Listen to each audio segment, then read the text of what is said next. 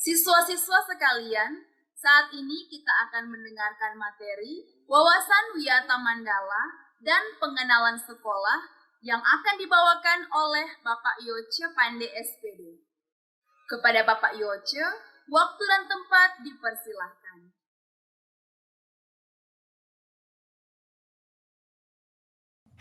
Salam sejahtera untuk kita sekalian. Shalom. Assalamualaikum warahmatullahi wabarakatuh. Dan perkenalkan, nama saya Yoce Demsi Pandey. Kali ini saya akan memberikan materi tentang materi MPLS tentang Wawasan Wiyata Mandala. Jadi adik-adik peserta MPLS SMP Negeri 2 Tomohon, mari kita mengikuti materi yang akan disampaikan. Selamat mengikuti. Adik-adik yang saya kasihi dan yang saya banggakan,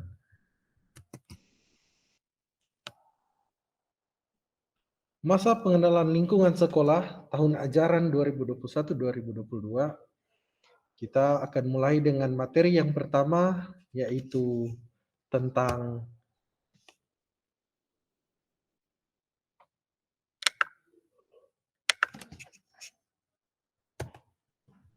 Wawasan Wiyata Mandala. Dan perkenalkan, nama saya Yoce Demsi Pandey yang akan menjadi pemateri dalam materi saat ini. Nah, kita masuk dalam pengertian wawasan Wiyata Mandala. Wawasan berarti cara meninjau, cara memandang, atau cara melihat. Cara tanggapan indrawi terhadap sesuatu atau dalam hal ini adalah lingkungan. Sedangkan wiyata berarti pendidikan. Dan mandala berarti lingkaran, bundaran, bulatan, atau lingkungan. Jadi, wawasan wiyata mandala adalah cara memandang sekolah sebagai lingkungan pendidikan dan pembelajaran. Nah, sekolah sebagai lingkungan pendidikan dan pembelajaran, maka satu, sekolah mengemban misi pendidikan, oleh karena itu, sekolah tidak boleh digunakan untuk tujuan-tujuan di luar bidang pendidikan. Kedua, sekolah harus benar-benar menjadi ciri khas masyarakat belajar di dalamnya. Ketiga, sekolah terus-menerus menggali, mengenal, memahami, menyadari, menguasai, menghayati, dan menyampaikan nilai-nilai positif yang ada pada sekolah. Selanjutnya, sekolah menjadi suri teladan masyarakat sekitarnya karena isi pendidikannya itu. Nah, bagaimana cara mewujudkan wawasan wiyata mandala adalah sebagai berikut. Ada 5 komponen penting. Apa itu? Pertama, peran kepala sekolah. Kedua, ada peran guru. Ketiga, peran sivitas akademika. Keempat, peran murid. Dan yang terakhir yaitu peran masyarakat sekitar. Pertama, peran kepala sekolah. Kepala sekolah berwenang dan bertanggung jawab penuh terhadap penyelenggaraan pendidikan di lingkungan sekolah. Kedua, kepala sekolah dihormati dan berwibawa. Artinya siapapun yang berkepentingan dengan sekolah harus melalui kepala sekolah. Ketiga, semua aparat sekolah tidak boleh bertindak sendiri-sendiri, melainkan atas seizin kepala sekolah. Keempat, kepala sekolah melaksanakan program-program yang telah disusun bersama dengan komite sekolah. Kelima, menyelenggarakan musyawarah sekolah yang melibatkan pendidik, OSIS, komite sekolah, tokoh masyarakat, tokoh agama, dan pihak keamanan setempat. Selanjutnya,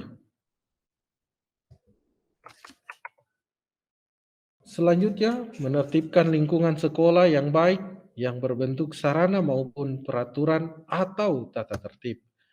mengadakan rapat koordinasi yang bersifat insidentil, intern antara guru, wali murid, maupun siswa. Dan menyelenggarakan kegiatan yang dapat menunjang kegiatan sekolah seperti PKS, Pramuka, PMR, Paskibraka, kesenian, dan lain-lain. Nah, selanjutnya adalah peran guru.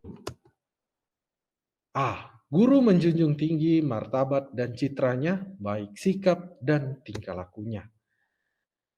B. Menjadi toladan di masyarakat atau menjadi pamong. C.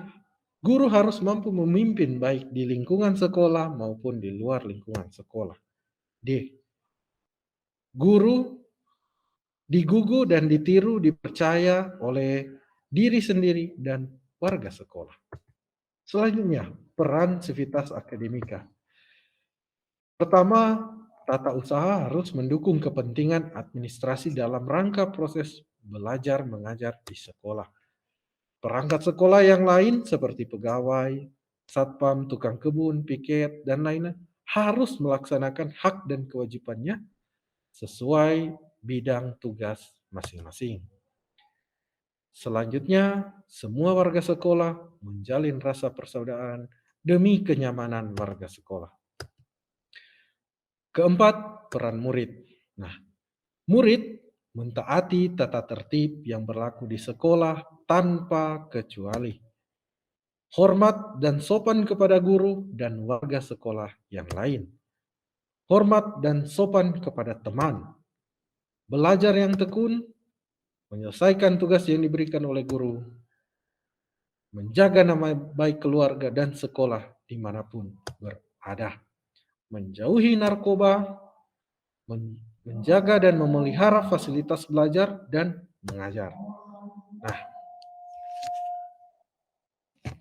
selanjutnya, menjaga keamanan sekolah, melaporkan peristiwa negatif yang terjadi di sekolah kepada OSIS, guru, wakil kepala sekolah, guru BK, atau kepala sekolah. Dan terakhir, memelihara lingkungan sekolah. Kelima, peran masyarakat. Mendukung program dan kebijakan sekolah dalam rangka pemajuan proses belajar mengajar. Memberi saran dalam pemajuan proses belajar dan mengajar. Ikut menjaga keamanan lingkungan sekolah. Mengadakan kerjasama dengan pihak sekolah melalui komite sekolah. Sekolah sebagai kawasan wisata Mandala. Ada 7K yang harus diterapkan di sekolah kawasan wisata Mandala. Pertama, keamanan atau kenyamanan. Kedua, kekeluargaan. Ketiga, kedisiplinan. Keempat, kerindangan. Kelima, kebersihan. 6, keindahan. Dan yang ketujuh, ketertiban. Penggunaan sekolah. Sebagai lembaga pendidikan, maka sekolah tidak boleh digunakan untuk promosi dan penjualan produk yang tidak ada hubungannya dengan pendidikan. B. Tempat penyebaran aliran sesat atau penyebaran ajaran agama tertentu yang bertentangan dengan undang-undang. C. Tempat propaganda politik atau tempat berkampanye.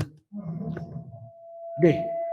Syuting film atau sinetron tanpa izin pemerintah daerah.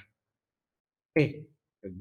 Kegiatan yang dapat menimbulkan kerusakan, perselisihan, sehingga suasana sekolah menjadi tidak kondusif. Bagaimana mekanisme pelaksanaan Wiyata Mandala? Ada beberapa tahap. Tahap yang pertama yaitu tahap preventif. Nah, itu meliputi memelihara sekolah melalui 7K yang tadi. Menciptakan suasana harmonis antara warga sekolah. Ketiga, membentuk jaringan pengawasan atau mengadakan razia. Keempat, menghilangkan bentuk peloncoan saat masa orientasi siswa. Kelima, mengisi jam kosong dengan kegiatan ekstrakurikuler. ekstrakurikuler. Keenam, meningkatkan keamanan dan ketertiban saat berangkat dan usai sekolah. Oke, tahap represif. Dalam tahap ini, yang pertama, mendamaikan pihak yang terlibat perselisihan. Kedua, menetralisir isu negatif yang berkembang. Ketiga, berkoordinasi dengan pihak keamanan bila ada kriminal di lingkungan sekolah. Empat, penyelesaian kasus secara hukum terhadap kasus yang melibatkan pihak luar sekolah. Kelima, mengadakan bimbingan dan penyuluhan. Keenam, memberikan sanksi sesuai dengan tata tertib yang berlaku. Itulah materi mengenai wawasan Wiyata Mandala yang dapat saya sampaikan. Dan untuk lebih mengenal bagaimana wawasan Wiyata Mandala yang ada di SMP Negeri 2 Tomohon, silahkan adik-adik menyaksikan video berikut ini.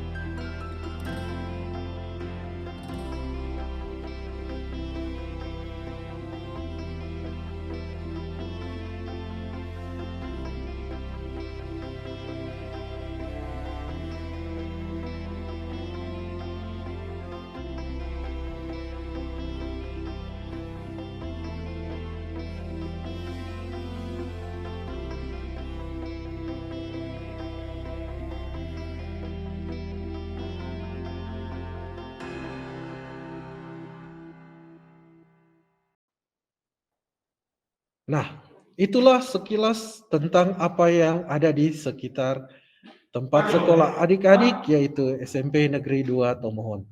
Oleh karena itu, atas nama pribadi, saya mengucapkan banyak terima kasih untuk atensi dari adik-adik sekalian. Kiranya Anda akan berkesan di SMP Negeri 2 Tomohon. Sekian dan terima kasih, Tuhan memberkati kita sekalian.